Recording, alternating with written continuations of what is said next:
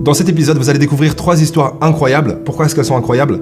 Simplement parce qu'elles vont changer votre vision de la vie. En tout cas, sur certains aspects de la vie. Et je pèse mes mots. En plus, les 3 histoires sont racontées par Simon Sinek, que vous adorez tous.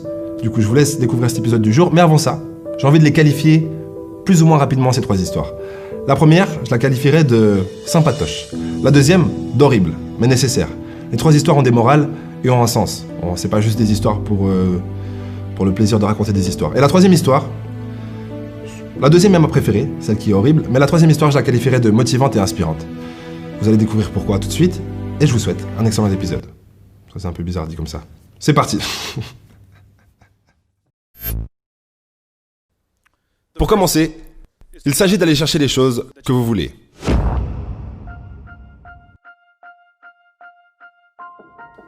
Laissez-moi vous raconter une histoire. Donc un bon ami à moi et moi-même, nous sommes allés faire un jogging à Central Park. Et il y avait cette organisation qui le week-end organise des courses à pied. Et c'est très habituel, à la fin de la course, ils ont un sponsor qui donne quelque chose. Des pommes ou des beignets ou quelque chose. Et pendant ce jour particulier, nous sommes arrivés à la fin de la course et il y avait des beignets gratuits.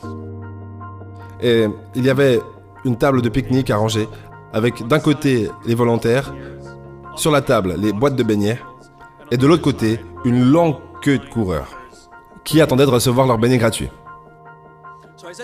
Alors j'ai dit à mon ami, allons chercher un beignet. Et il m'a regardé et il m'a dit, la queue est trop longue. Et j'ai dit, des beignets gratuits. Et il a dit, je n'ai pas envie de me taper cette file. Et j'étais là, des beignets gratuits. Et il a dit, non, c'est trop long. Et c'est là que j'ai réalisé qu'il y avait 2 façons de voir le monde. Certaines personnes voient les choses qu'elles veulent, et d'autres personnes voient les choses qui les empêchent d'obtenir les choses qu'elles veulent. Je ne voyais que les beignets, et il ne voyait que la queue. Et donc, je suis allé dans la file d'attente, je me suis glissé entre 2 personnes, j'ai mis ma main dans la boîte, et j'en ai sorti 2 beignets. Et personne ne s'est énervé pour ça. Donc l'idée c'est que vous n'avez pas besoin de faire la queue. Vous n'avez pas à le faire comme tout le monde l'a fait. Vous pouvez le faire à votre façon. Vous pouvez casser les règles. Vous ne pouvez juste pas vous mettre en travers du chemin de quelqu'un qui essaie d'obtenir ce qu'il veut. Pour être honnête avec vous, si j'étais l'ami de Simon Sinek, j'aurais pas voulu faire la queue non plus. Et pourquoi? Parce que, selon moi, dans la vie il y a 2 catégories de choses. Les choses que vous voulez vraiment et les choses que vous voulez plus ou moins. C'est de ce côté plus ou moins. Et dans les 2 cas, il y a un processus et l'obtention du résultat. Enfin, l'obtention, le résultat, on s'en fout. Donc il y a le processus de faire la queue et le résultat d'obtenir le beignet. Et le processus ne m'aurait tellement pas attiré que le beignet non plus.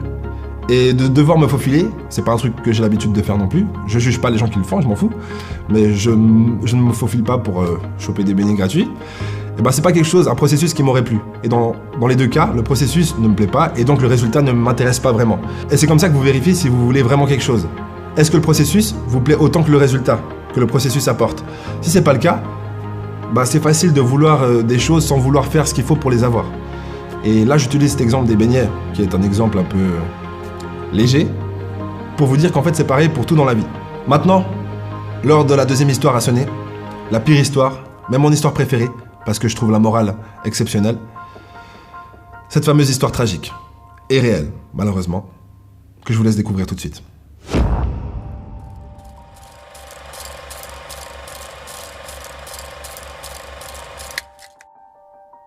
J'adore celle-ci.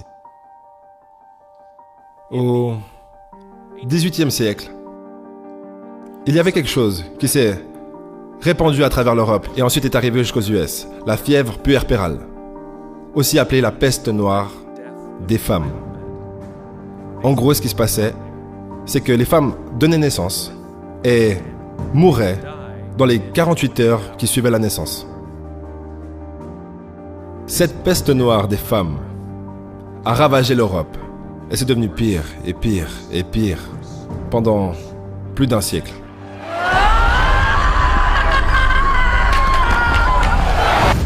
Dans certains hôpitaux, ça va jusqu'à 75% de femmes qui donnent naissance qui meurent après avoir donné naissance.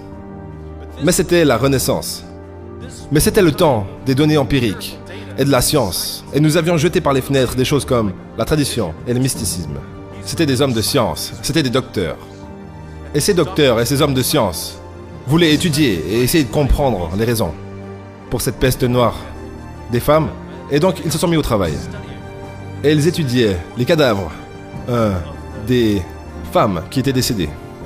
Et le matin, ils conduisaient des autopsies. Et ensuite, dans l'après-midi, ils allaient faire naître des bébés et finir leur tour.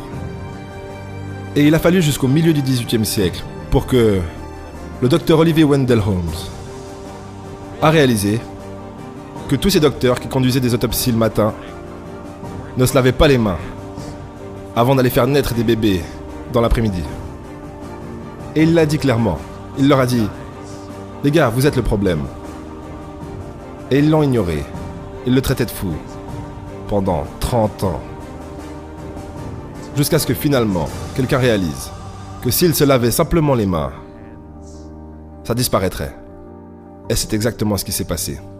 Lorsqu'ils ont commencé à stériliser leurs instruments et se laver les mains, la peste noire des femmes a disparu. Mon point c'est, et la leçon c'est, des fois, tu es le problème. Vous avez pu attester par vous-même, cette histoire est horrible. Je pense qu'on est d'accord. Mais ce que j'ai adoré dans la morale, c'est de cette réalisation, qui est que c'est souvent le manque d'introspection qui nous empêche de résoudre des problèmes. C'est parce qu'on a des zones d'ombre par rapport à nous-mêmes, parce qu'on est égocentrique, on est hypocrite, et on est aveugle par rapport aux défauts qu'on voit chez les autres, mais qu'on ne voit pas chez nous. Et cet état d'esprit nous fait croire que la seule façon possible de résoudre le problème, c'est de le résoudre à l'extérieur. Mais c'est faux. Le 99,9%, mais la totalité même, des problèmes que vous allez résoudre, le début de la résolution commence intérieurement. Tout le temps.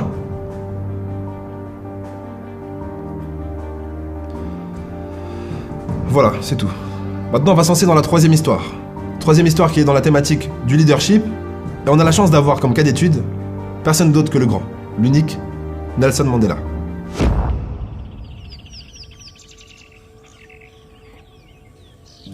Nelson Mandela est un cas d'étude vraiment particulier dans le monde du leadership, parce qu'il est universellement considéré comme un excellent leader.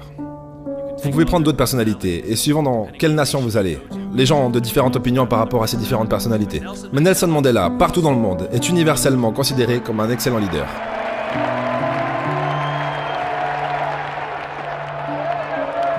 Il était le fils d'un chef de tribu. Et on lui a demandé une fois, « Comment avez-vous appris à être un bon leader ?» Et il a répondu qu'il partait avec son père à des réunions tribales. Et il se souvient de deux choses que son père faisait lorsqu'il rencontrait des aînés. 1. Il s'asseyait toujours en cercle. Et 2. Son père était toujours le dernier à parler. On vous dira toujours que vous devez apprendre à écouter. Mais je dirais plutôt que vous devez apprendre à être le dernier à parler. La compétence de garder ton opinion pour toi jusqu'à ce que tout le monde ait parlé a deux effets. Le premier, ça donne à tout le monde la sensation qu'ils ont été entendus. Ça donne à tout le monde l'habilité de ressentir qu'ils ont contribué. Et 2, tu profites du bénéfice d'entendre ce que tout le monde a à dire avant de rendre ton opinion. La compétence, c'est vraiment de garder votre opinion pour vous-même. Si vous êtes d'accord avec quelqu'un, ne hochez pas de la tête oui. Si vous n'êtes pas d'accord avec quelqu'un, ne hochez pas de la tête non.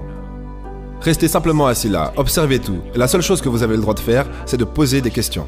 Pour que vous puissiez comprendre ce qu'ils veulent dire et pourquoi ils pensent ce qu'ils pensent.